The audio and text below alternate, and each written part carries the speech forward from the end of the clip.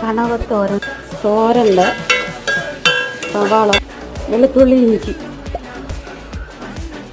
3 പച്ചമുളക് ഇത്രയും ഇട്ടിട്ട് ഒരു സ്പൂൺ 1.5 സ്പൂൺ മല്ലിപ്പൊടി ഇടുക. നമ്മൾ ഓൾറെഡി പിന്നെ കണവയിൽ മഞ്ഞൾപ്പൊടി ഇട്ടിട്ടുണ്ട്, എന്നാലും അത് ഇതിലേക്ക് ഇടുക. എന്നിട്ട് അതൊന്നും അങ്ങനെ ഞാൻ ഇടുക വേണ്ട, വെറുതെ ഇങ്ങനെ ഒന്ന് ഇടുക.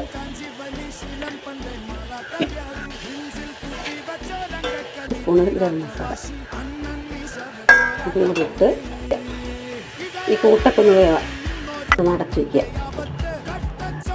ശരിയായൊന്ന് നോക്കാം.